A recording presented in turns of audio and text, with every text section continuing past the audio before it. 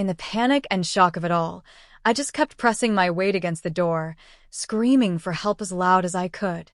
My phone was still in the bedroom, so I was completely defenseless and alone. At one point, the pressure on the door stopped.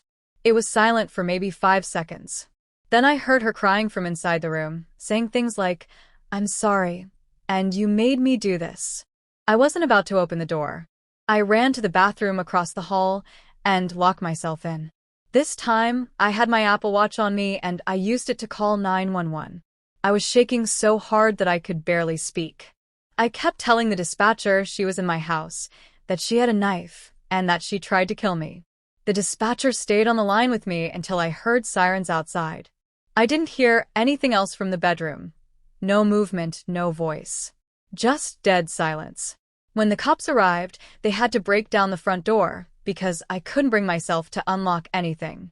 When I heard them upstairs, I finally opened the bathroom door. I had never been so relieved in my entire life. They found her in the closet, still holding the knife, crying. She didn't resist arrest. According to the police report, she had broken in earlier that night, through the basement window. She turned off her phone's location, so I couldn't track her. She had waited in my closet for hours, just sitting there, watching and listening. Her texts from that unknown number? She sent those while she was in the same room as me, from inside the closet? She was charged with multiple felonies, breaking and entering, attempted murder, and unlawful possession of a weapon. I got a permanent restraining order. The court proceedings were long and draining, and I had to recount the entire story in front of a judge. But she's in a psychiatric facility now and, to my knowledge, has not been released. I sold that townhouse. I couldn't even go back in there to pack up. My friends and family did it for me. I've since moved, changed my number, and scrubbed myself from every social media platform I used to have. I sleep with a security system, a baseball bat next to my bed, and a camera in every room. I haven't dated seriously since. Therapy's helped a lot, but I still get flashbacks. I still check every closet before going to bed. I still flinch when I get a text from an unknown number. But I survived. And I'm sharing this story not because I want sympathy, but because obsession is not love. It's dangerous. If you see red flags, don't excuse them. If someone tries to control you or isolate you, run. And most of all, if your gut tells you something is off, believe it. The kids said the word help. My heart sank instantly. I couldn't feel my legs. I began scanning the area with my flashlight, frantically swinging it in every direction to pinpoint where the voice was coming from. I was certain it came from the row of parked cars, but I saw no child. In fact, there was no one.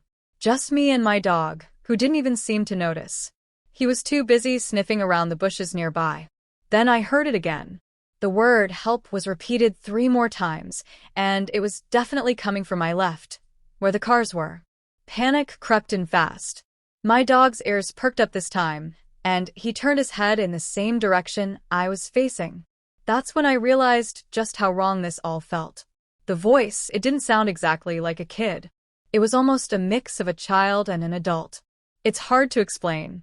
And each time the word help was spoken, the tone was exactly the same. No emotion, no urgency. Just a flat, muffled statement like it had been recorded. My dog and I ran all the way home. I told my mom what happened. She was confused, and I suggested we call the police, just in case someone was in danger. She didn't think it was necessary. But the questions haunted me. Why was the voice muffled? Was someone hidden inside one of those big trucks or SUVs? Or was it something worse, waiting for me to come closer? I try not to think about it anymore, but even now, it still deeply unsettles me. Story 2. The hole in the closet. This is the reason my parents moved out of our family home, a home passed down for 3 generations. I've struggled with depression since I was a kid. I often felt worthless, so I spent a lot of time alone in my room. Our house was surrounded by woods on 3 sides, with a forest separating us from our nearest neighbors. My room was at the back corner, with windows facing the trees. For a scared kid who feared the dark, it was a terrifying setup. It started around age 10. First, it was my night light. It had color settings, and I always kept it on red. One night, I woke up briefly and noticed it had changed to blue. A week later,